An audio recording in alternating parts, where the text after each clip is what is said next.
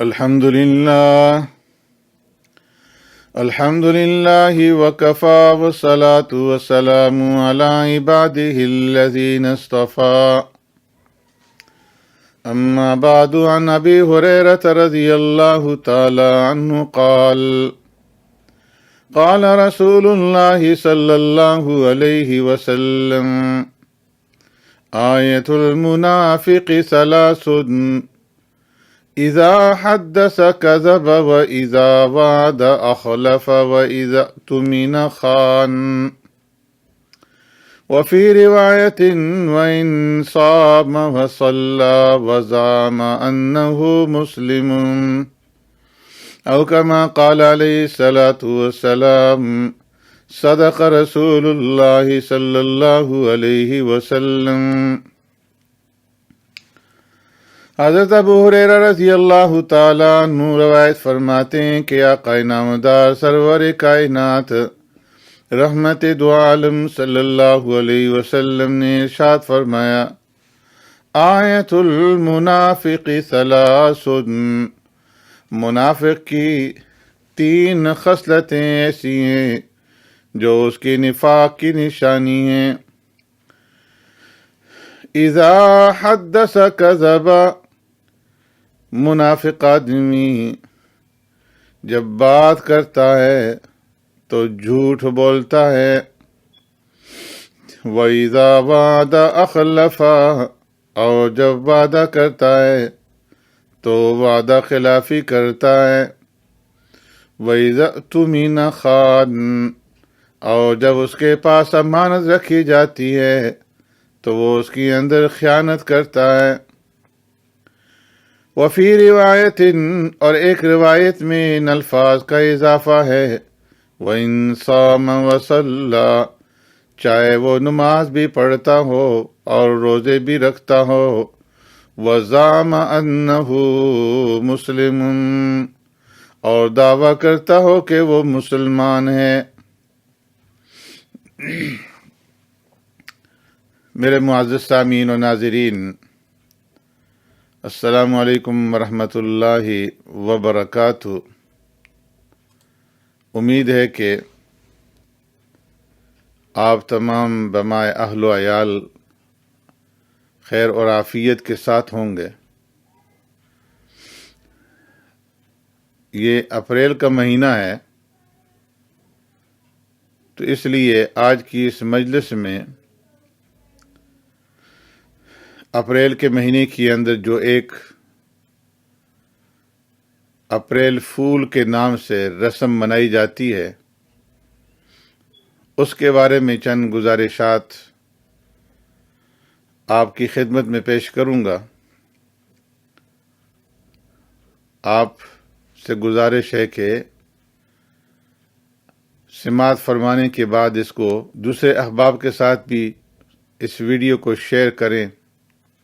اور سبسکرائب اور لائک کریں،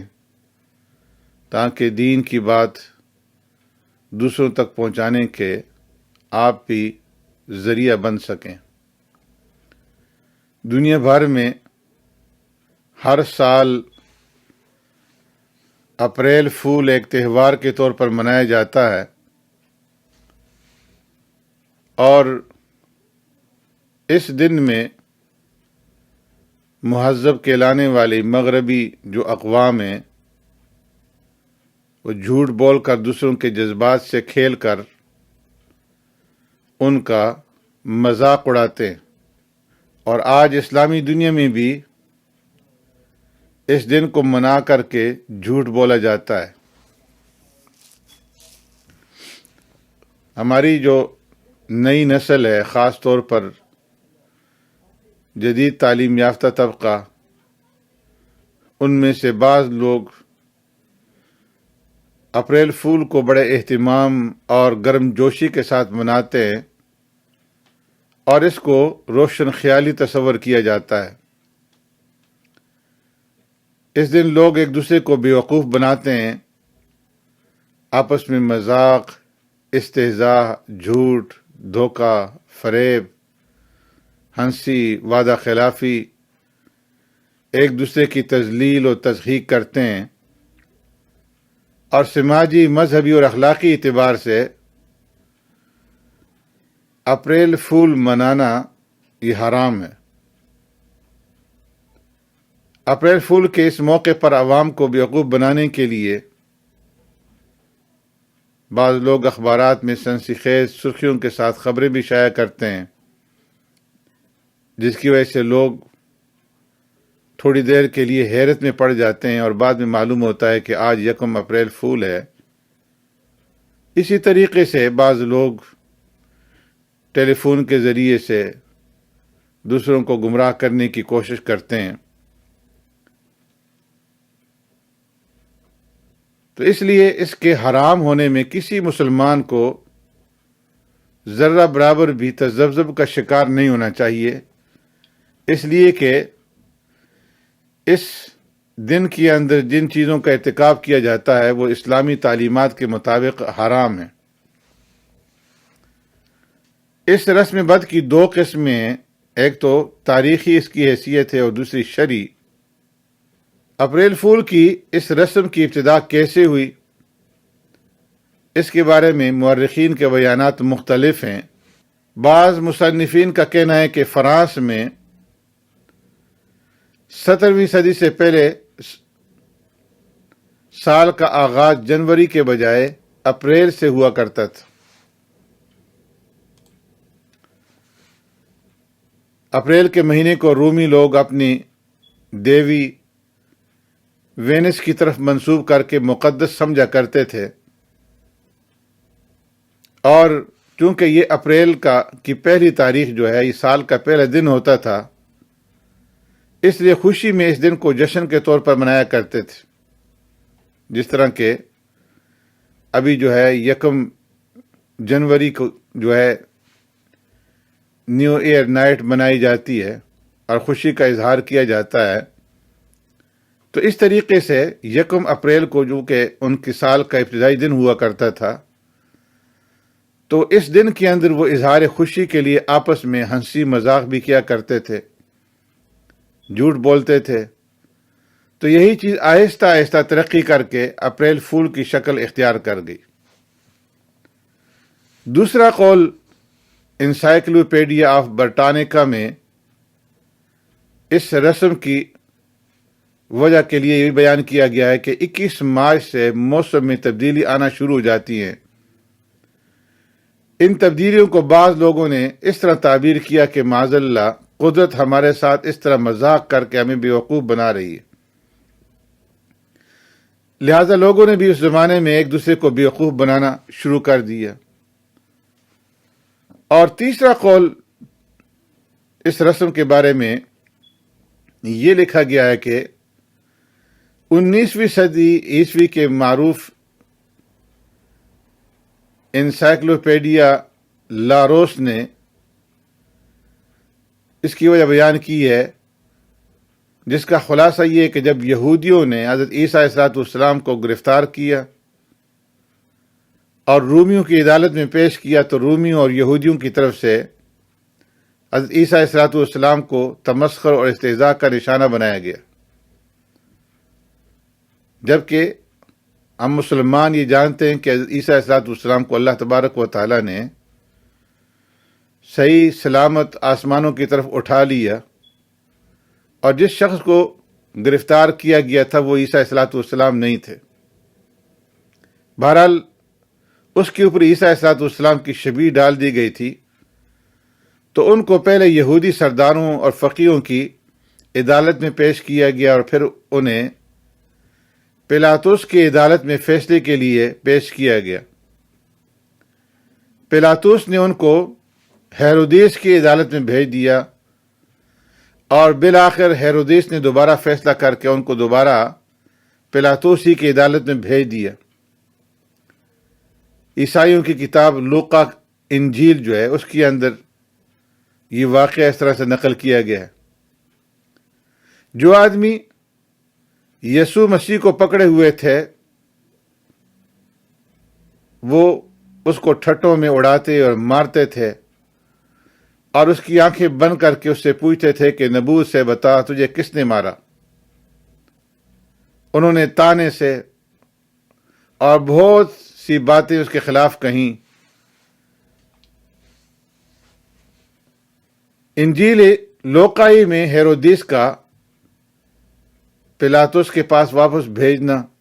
ان الفاظ کے ساتھ ذکر کیا گیا ہے کہ پھر ہیرودیس نے اپنے سپاہیوں سمیت اسے ذلیل کیا اور ٹھٹوں میں اڑایا اور چمکدار پوشاک پہنا کر اس کو پلاطس کے پاس واپس بھیج دیا۔ لاروس کا کہنا ہے کہ حضرت مسیح علیہ السلام کو ایک عدالت سے دوسری عدالت میں بھیجنے کا مقصد بھی ان کے ساتھ مذاق کرنا اور انہیں تکلیف پہنچانا تھا، اور یہ واقعہ چونکہ 1 اپریل کو پیش آیا تھا، اس لیے اپریل فول کی رسم در حقیقت اسی شرمناک واقعے کی یادگار ہے۔ اگر یہ بات درست ہے تو غالب گمان یہی ہے کہ یہ رسم یہودیوں نے جاری کی، اور اس رسم کے اجراء کا منشا اور مقصد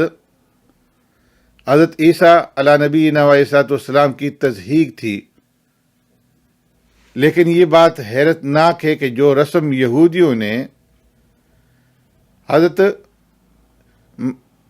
عیسیٰ علیہ السلام کی ہنسی اڑانے کے لیے جاری کی، اسی رسم کو عیسائیوں نے کس طرح قبول کر لیا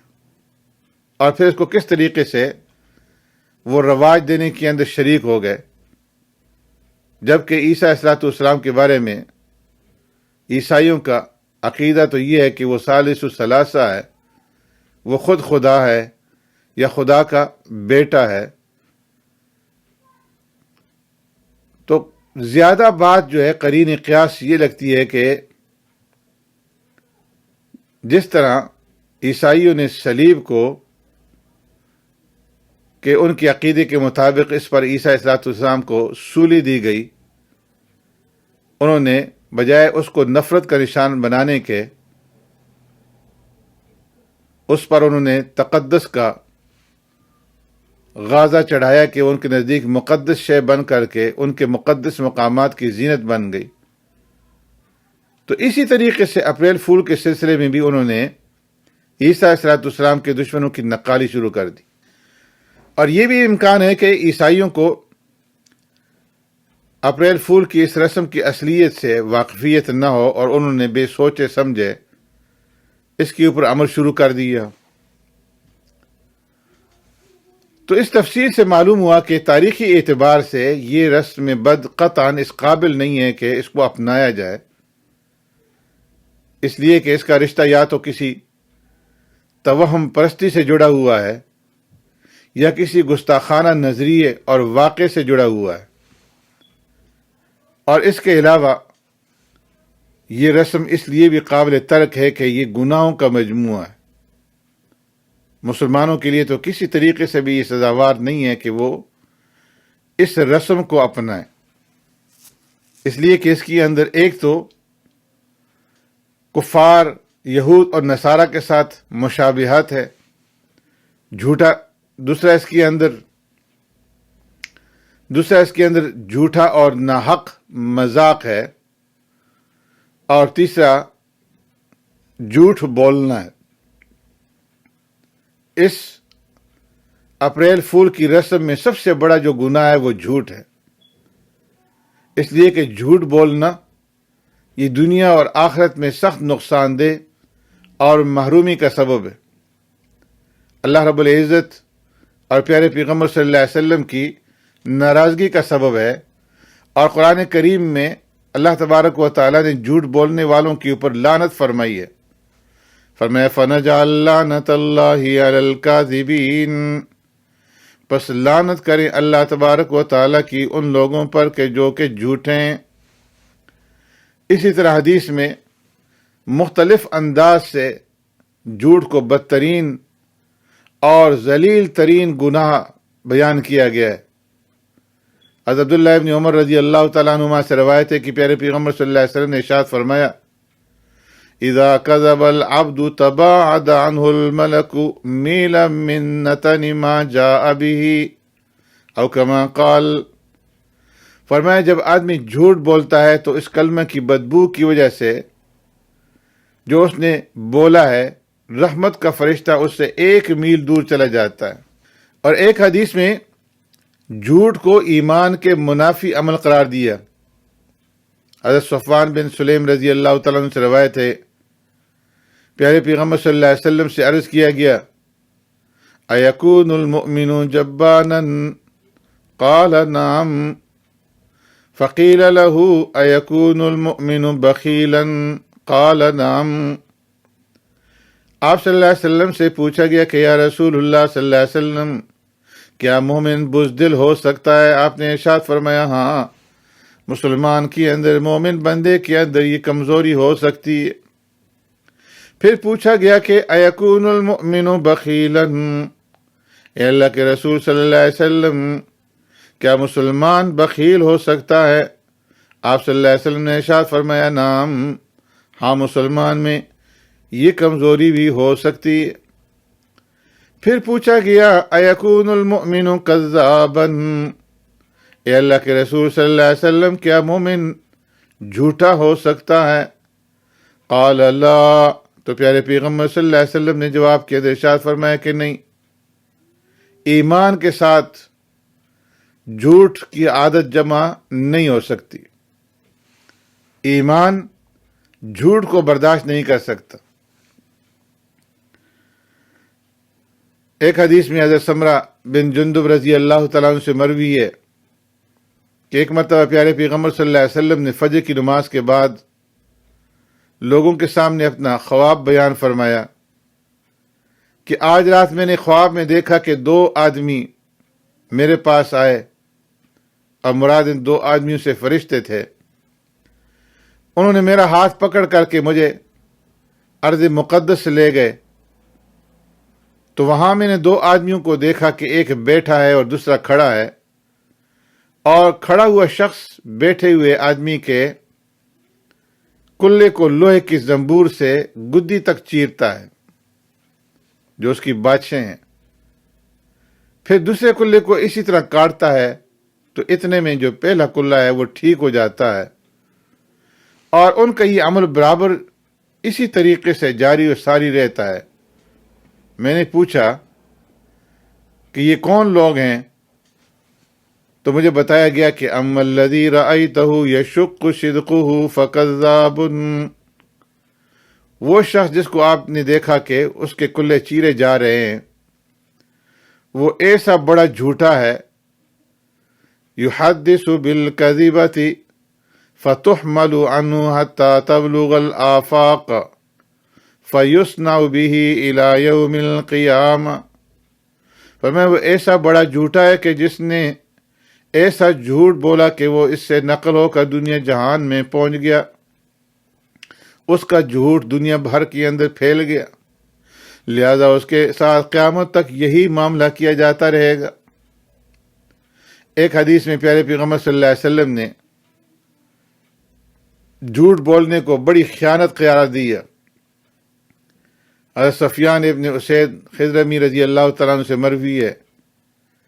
کہ پیارے پیغمبر صلی اللہ علیہ وسلم نے ارشاد فرمایا، کبرت خیانتا ان تحدث اخاک حدیثا هو لک به مصدق وانت به کاذب۔ فرمایا یہ بڑی خیانت ہے کہ تو اپنے بھائی سے ایسی گفتگو کرے جس میں وہ تجھے سچا سمجھتا ہو حالانکہ تو اسے جھوٹ بول رہا ہے۔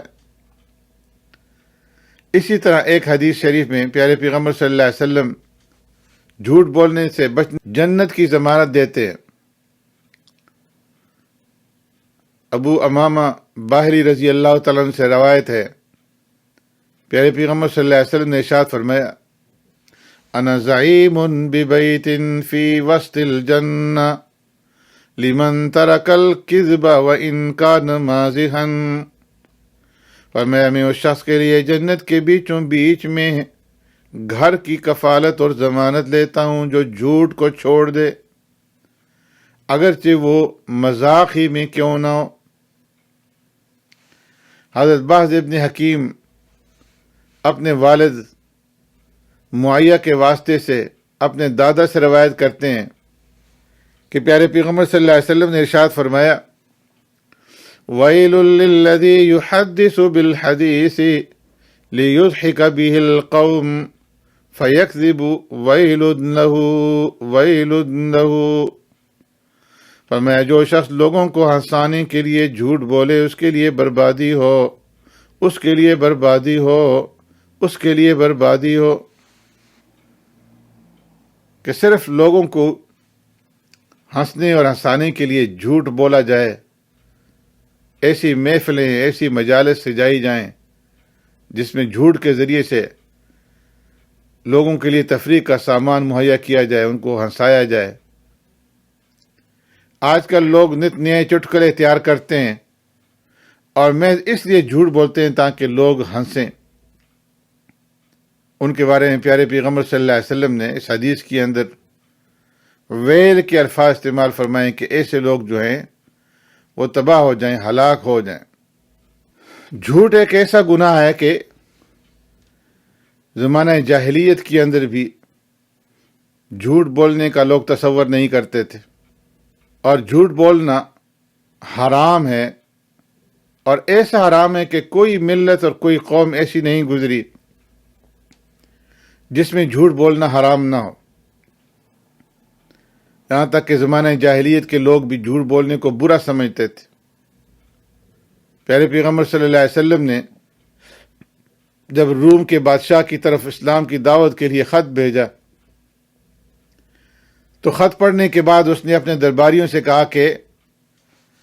کیا ہمارے ملک کے اندر ایسے لوگ موجود ہیں کہ جو اس خط بھیجنے والے سے واقف ہوں، تو ان کو میرے پاس بھیج دو، میرے پاس لے آؤ، تاکہ میں اس شخصیت کے بارے میں حالات معلوم کر سکوں کہ وہ کیسے ہیں۔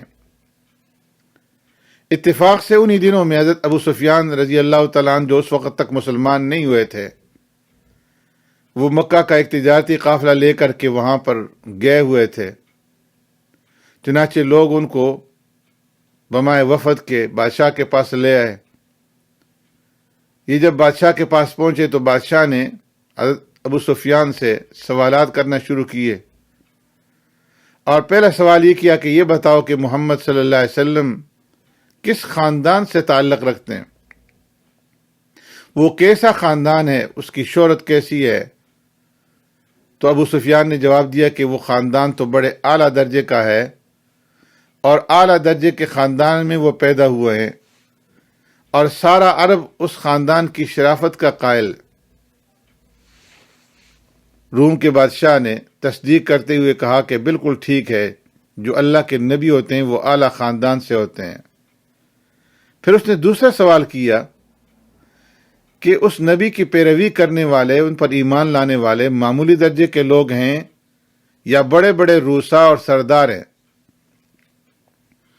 تو حضرت ابو سفیان نے جواب دیا کہ ان کی پیروی کرنے والے، ان کے متبعین کی اکثریت کم درجے کے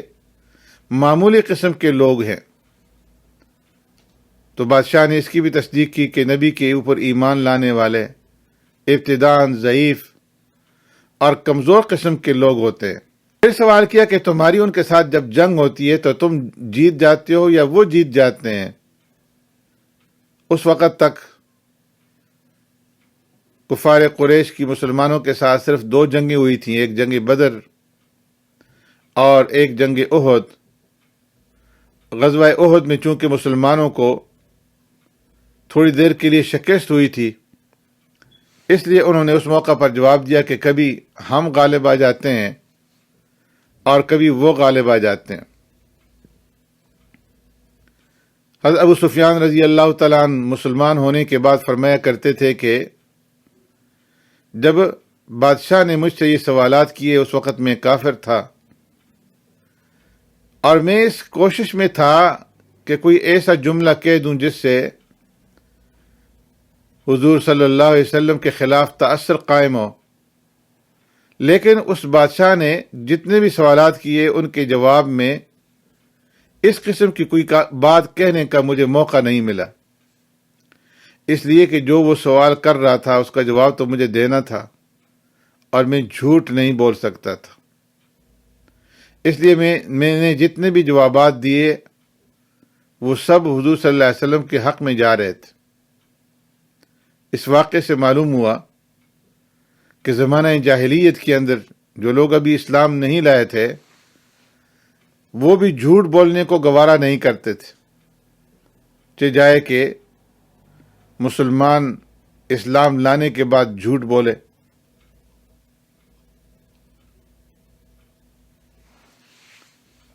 ایک مرتبہ پیارے پیغمبر صلی اللہ علیہ وسلم کے سامنے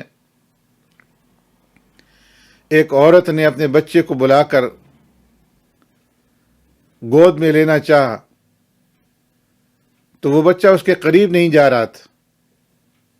اس خاتون نے بچے کو بہلانے کے لیے کہا کہ بیٹا یہاں آؤ، ہم تمہیں کوئی چیز دیں گے۔ پیارے پیغمبر صلی اللہ علیہ وسلم نے اس کی بات سن لی تو آپ صلی اللہ علیہ وسلم نے اس خاتون سے پوچھا کہ کیا تمہارا کوئی چیز دینے کا ارادہ ہے یا ویسے ہی اس کو بلانے کے لیے اور بہلانے کے لیے کہہ رہی ہو؟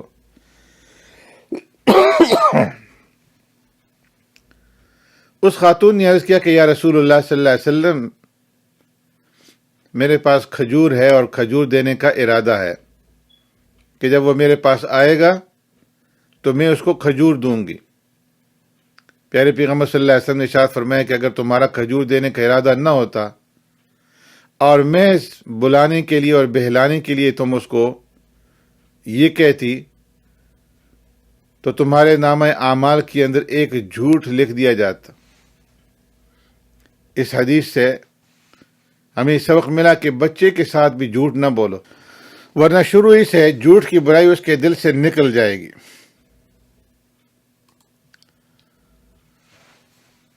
اپریل فول کی جو تاریخی حقیقت میں نے آپ کے سامنے پیش کی، جسے یہود اور نصارہ نے اپنی روایات کے مطابق دنیا میں تفریح اور مذاق کا نام دے کر کے رائج کر دیا، اور لوگ اپنے آپ کو قابل بتانے اور نئے زمانے اور ماحول سے آشنا ثابت کرانے کی تاریخی روایات کے پاسدار بن گئے، لیکن اس کے ساتھ ہی اس رسم نے ایک مسلمان کو خاص طور پر کئی ایک گناہوں میں مبتلا کر دیا۔ اپریل فول کی بنیاد مذاق پر ہوتی ہے، وہ مذاق چاہے خلاف واقع کیوں نہ ہو، بلکہ خلاف واقع اور غیر وقوع پذیر چیزوں کو ہی بنیاد بنا کر کے مذاق کیا جاتا ہے۔ اس میں بنیادی طور پر 4 قسم کے گناہوں کا ارتکاب ہوتا ہے: جھوٹ، دھوکہ، تمسخر مذاق اڑانا اور ایذا رسانی۔ اور یہ وہ گناہ ہیں جس سے شریعت نے بڑے اہتمام سے روکا ہے، اور مسلمان اپریل فول کے نام پر اس کو خوش دلی کے ساتھ انجام دیتے ہیں۔ جھوٹ جس کے بارے میں قرآن اور حدیث میں بچنے کی تاکید آئی ہے اور زبان کو جھوٹ سے محفوظ رکھنے کا حکم دیا گیا ہے، اور قرآن کریم کے اندر اللہ نے فرمایا فَنَجْعَلْ لَعْنَةَ اللَّهِ عَلَى الْكَاذِبِينَ، کہ جھوٹوں کے اوپر اللہ رب العزت کی لعنت ہو۔ نبی کریم صلی اللہ علیہ وسلم نے فرمایا کہ جب آدمی جھوٹ بولتا ہے تو اس کلمہ کی بدبو کی وجہ سے رحمت کا فرشتہ اس سے 1 میل دور چلا جاتا ہے، اور جھوٹ بولنے والے کو منافق کی علامت بتایا گیا، جو حدیث میں نے ابتدا میں آپ کے سامنے تلاوت کی کہ آیت المنافق ثلاثۃ، کہ منافق کی 3 علامتیں ہیں، 3 نشانیاں ہیں، اور ان 3 علامتوں نشانیوں میں سے ایک جو ہے وہ جھوٹ بولنا ہے۔ پیارے پیغمبر صلی اللہ علیہ وسلم نے مذاق کے اندر بھی جھوٹ بولنے سے منع فرمایا کہ جو شخص لوگوں کو ہنسانے کے لیے جھوٹ بولے اس کے لیے بربادی ہو، اس کے لیے بددعائی جملہ 3 مرتبہ پیارے پیغمبر صلی اللہ علیہ وسلم نے فرمایا۔ اور جھوٹ بولنے کو خیانت سے تعبیر کرتے ہوئے آپ صلی اللہ علیہ وسلم نے فرمایا کہ یہ بہت بڑی خیانت ہے کہ تو اپنے بھائی سے ایسی گفتگو کرے کہ جس میں وہ تجھے سچا سمجھتا ہو، حالانکہ تو اس کے ساتھ جھوٹ بول رہا ہے۔ ان تمام احادیث کی روشنی میں دیکھا جائے تو صاف نظر آتا ہے کہ اپریل فول میں لوگوں کو ہنسانے کے لیے ہی جھوٹ بولا جاتا ہے، جس پر سخت ترین وعیدیں پیارے پیغمبر صلی اللہ علیہ وسلم نے ان احادیث کے اندر بیان فرمائی ہیں۔ اپریل فول میں جھوٹ بول کر دھوکہ دیا جاتا ہے، جبکہ اسلام کی جو پیاری تعلیمات ہیں اس کے اندر یہ ہے کہ کسی کو دھوکہ نہ دیا جائے۔ آپ صلی اللہ علیہ وسلم نے ارشاد فرمایا کہ جو دھوکہ دیتا ہے وہ ہم میں سے نہیں۔ اور ایک حدیث کے اندر آپ صلی اللہ علیہ وسلم نے ارشاد فرمایا کہ نہ خود نقصان اٹھاؤ اور نہ ہی کسی کو نقصان میں ڈالو۔ اسی طرح اپریل فول کے اندر کسی کی توہین بھی ہوتی ہے، مذاق بھی اڑایا جاتا ہے، نامناسب کلمات بھی کہے جاتے ہیں، ایک دوسرے پہ ہنسا اور ہنسایا بھی جاتا ہے، جبکہ قرآن کریم میں اللہ تبارک و تعالیٰ نے ایسے مذاق سے منع کیا ہے۔ فرمایا یا ایھا الذین آمنوا لا یسخر قوم من قوم عسى ان يكونوا خيرا منهم ولا نساء من نساء عسى ان يكن خيرا منهن۔ اے ایمان والو، نہ تو مرد دوسرے مردوں کے ساتھ مذاق اڑائیں، ان کا تمسخر اڑائیں، ہو سکتا ہے کہ جن کا مذاق اڑایا جا رہا ہے خود وہ ان سے بہتر ہوں۔ ولا نساء من نساء، اور نہ عورتیں دوسری عورتوں کا مذاق اڑائیں، ہو سکتا ہے کہ جن کا وہ مذاق اڑا رہی ہیں وہ ان سے بہتر ہوں۔ ولا تلمزوا انفسکم ولا تنابزوا بالالقاب، اور فرمایا تم ایک دوسرے کو طعنہ نہ دیا کرو، ایک دوسرے کو برے القاب سے مت پکارا کرو۔ بئس الاسم الفسوق بعد الایمان، فرمایا ایمان لانے کے بعد گناہ کا کام کرنا بہت بری بات ہے۔ آگے فرمایا ومن لم یتب فاولئک هم الظالمون، جو لوگ ان باتوں سے باز نہ آئیں وہ لوگ ظالم ہیں۔ استہزاء اور تمسخر جس میں مخاطب کے دل آزاری یقینی ہے وہ بالاجماع حرام ہے۔ اس کا مزاح جائز میں سمجھنا گناہ بھی ہے اور جہالت بھی۔ ان کاموں کی وجہ سے یقیناً ایک انسان کو اذیت ہوگی، جھوٹ بول کر، دھوکہ دے کر، مذاق بھی اڑایا گیا اور اس کو تکلیف بھی پہنچائی گئی، اور اسلام میں کسی کو تکلیف دینے سے منع کیا گیا ہے، ایذا رسانی کو حرام قرار دیا گیا ہے۔ پیارے پیغمبر صلی اللہ علیہ وسلم نے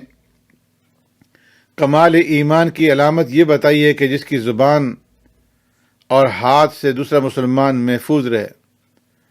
فرمایا المسلم من سلم المسلمون من لسانہ ویدہ، کہ مسلمان وہ ہے کہ دوسرا مسلمان اس کے ہاتھ سے، اس کی زبان سے، اس کی ہاتھ اور زبان کی اظہار ثانی سے محفوظ رہے۔ اور اس اپریل فول کے نتیجے میں بے شمار لوگوں کو جانی نقصان اور مالی نقصان اٹھانا پڑتا ہے۔ تو یہ ایک خلاف شریعت کام ہے جس کے لیے جھوٹ کا سہارا لے کر لوگوں کی دل آزاری کی جاتی ہے اور مذاق اڑایا جاتا ہے۔ تو جو لوگ اس گناہ کے اندر، اس رسم کے اندر مبتلا ہوتے ہیں وہ مفت کے اندر اپنے آپ کو گناہ گار بنا رہے ہوتے ہیں۔ اسلام کے اندر جھوٹ بول کر مذاق کرنے سے بھی منع کیا گیا ہے۔ اسلام میں تفریح اور دلچسپی کا سامان اگرچہ موجود ہے، اور پیارے پیغمبر صلی اللہ علیہ وسلم کا اسوہ حسنہ بھی اس کی رہنمائی کرتا ہے کہ پیارے پیغمبر صلی اللہ علیہ وسلم نے اپنے صحابہ اکرام سے مزاح فرمایا، اپنے صحابہ اکرام سے مذاق کو سنا بھی، لیکن جھوٹ بول کر کے نہیں، بلکہ حقیقت واقعہ کو اس انداز سے پیش کیا کہ اس میں دلچسپی پیدا ہو اور مذاق بھی ہو۔ ایک مرتبہ صحابہ اکرام نے پیارے پیغمبر صلی اللہ علیہ وسلم سے عرض کیا کہ اے اللہ کے رسول، آپ بعض اوقات ہم سے خوش طبعی کی باتیں فرماتے ہیں۔ آپ صلی اللہ علیہ وسلم نے ارشاد فرمایا کہ بلا شبہ میں حق بات ہی کہتا ہوں، ہم لوگ محض مذاق اور تفریح کے لیے زبان سے جھوٹی باتیں نکالتے ہیں۔ پیارے پیغمبر صلی اللہ علیہ وسلم نے مذاق میں بھی جھوٹی باتیں زبان سے نکالنے سے منع فرمایا۔ آپ صلی اللہ علیہ وسلم نے ایک حدیث میں ارشاد فرمایا کہ افسوس ہے اس شخص پر، یا آپ صلی اللہ علیہ وسلم نے اس طرح ارشاد فرمایا کہ اس شخص کے لیے دردناک عذاب ہے جو محض لوگوں کو ہنسانے کے لیے جھوٹ بولتا ہے۔ پیارے پیغمبر صلی اللہ علیہ وسلم نے مذاق اور خوش طبعی کی باتیں کی، لیکن کبھی کوئی ایسا مذاق نہیں کیا کہ جس میں بات خلاف واقعہ ہو، غلط ہو۔ آپ صلی اللہ علیہ وسلم نے کس طریقے کا مذاق کیا؟ حدیث میں آتا ہے کہ ایک مرتبہ ایک بوڑھیا عورت پیارے پیغمبر صلی اللہ علیہ وسلم کی خدمت میں حاضر ہوئی۔ عرض کیا، اللہ کے رسول صلی اللہ علیہ وسلم، میرے لیے دعا فرما دیجیے کہ اللہ تبارک و تعالیٰ مجھے جنت میں پہنچا دیں۔ پیارے پیغمبر صلی اللہ علیہ وسلم نے فرمایا کہ کوئی بڑھیا جنت میں نہیں جائے گی۔ یہ پیارے پیغمبر صلی اللہ علیہ وسلم نے ان کے ساتھ مذاق فرمایا۔ وہ بڑھیا رونے لگی کہ یہ تو بڑی خطرناک بات ہو گئی کہ کوئی بڑھیا جنت میں نہیں جائے گی۔ تو پیارے پیغمبر صلی اللہ علیہ وسلم نے اپنی اس بات کی وضاحت فرمائی اور فرمایا کہ میرے کہنے کا مطلب یہ ہے کہ کوئی عورت اس حالت میں جنت میں نہیں جائے گی کہ وہ بوڑھی ہو، بلکہ وہ جوان ہو کر کے جائے گی۔ تو آپ صلی اللہ علیہ وسلم نے ایسے لطیف انداز سے مذاق فرمایا کہ مذاق بھی ہو گیا اور خلاف واقعہ بات بھی آپ صلی اللہ علیہ وسلم کی زبان مبارک سے نہیں نکلی۔ ایک دیہاتی پیارے پیغمبر صلی اللہ علیہ وسلم کی خدمت میں حاضر ہوتا ہے اور عرض کرتا ہے، یا رسول اللہ صلی اللہ علیہ وسلم، مجھے ایک اونٹنی دے دیجئے۔ آپ صلی اللہ علیہ وسلم نے فرمایا کہ ہم تم کو اونٹنی کا بچہ دیں گے۔ اس نے عرض کیا، یا رسول اللہ، میں بچے کو لے کر کیا کروں گا؟ مجھے تو سواری کے لیے اونٹ کی ضرورت ہے۔ تو پیارے پیغمبر صلی اللہ علیہ وسلم نے فرمایا کہ میں جو تمہیں اونٹ دوں گا تو وہ بھی تو کسی اونٹنی کا بچہ ہی تو ہوگا۔ تو آپ صلی اللہ علیہ وسلم نے اس سے مذاق فرمایا، ایسا مذاق کہ جس میں خلاف حقیقت و غلط بات نہیں کی۔ تو مذاق کے اندر بھی اس بات کا لحاظ ہے کہ زبان کو سنبھال کر کے استعمال کرے اور زبان سے کوئی لفظ غلط نہ نکل جائے۔ آج کل ہم خوش گپیوں کے اندر جو ہے جھوٹے سچے قصے بیان کرتے رہتے ہیں جو جھوٹ کے اندر داخل ہیں۔ اس لیے کسی مسلمان کو اپریل فول منانا اس کے لیے جائز نہیں بلکہ حرام ہے۔ اپنے بچوں کو بھی اس بات کی تاکید کریں کہ وہ اس بد رسم کے اندر شامل نہ ہوں، بچوں کے دلوں میں جھوٹ سے نفرت پیدا کریں اور خود بھی شروع ہی سے جھوٹ سے بچنے کی عادت بچوں کے دل کے اندر ڈالیں۔ اپنے بچوں سے اس طرح سے بات کریں کہ ان کے دلوں میں بھی جھوٹ سے نفرت پیدا ہو جائے، سچائی کی محبت پیدا ہو۔ بچوں کے سامنے کبھی غلط بات اور کبھی جھوٹ نہ بولیں، اس لیے کہ بچہ جب یہ دیکھتا ہے کہ اس کے ماں باپ جھوٹ بول رہے ہیں تو پھر بچے کے دل سے جھوٹ بولنے کی نفرت جو ہے وہ ختم ہو جاتی ہے اور وہ سمجھتا ہے کہ جھوٹ بولنا یہ کوئی بری بات نہیں ہے بلکہ یہ تو معمول کا ایک کام ہے۔ تو اس لیے بچپن ہی سے بچوں میں اس بات کی عادت ڈالی جائے کہ وہ جو بات بھی زبان سے نکالیں وہ سچی بات ہو، جھوٹ نہ ہو۔ تو مسلمانوں کو شرعی اعتبار سے اپریل فول منانا جائز نہیں، یہ ایک گناہوں کا مجموعہ ہے اور اسلامی تعلیمات کے خلاف ہے۔ اللہ رب العزت ہم تمام اس قسم کی رسومات سے اپنے آپ کو بچانے کی توفیق نصیب فرمائے اور جھوٹ، دروغگوئی، دھوکہ دہی اور ایذا رسانی اور اس قسم کی تمام جو گناہ کے کام ہیں اور جن کے اندر غیروں کے ساتھ تشبہ ہے، اس مشابہت سے ہمیں اپنے آپ کو، اپنے اہل و عیال کو، اپنے بچوں کو، اپنے تعلق داروں کو بچانے کی توفیق نصیب فرمائے۔ سبحانک اللہم بحمدک، نشہد ان لا الہ الا انت، نستغفرک و نتوب الیک۔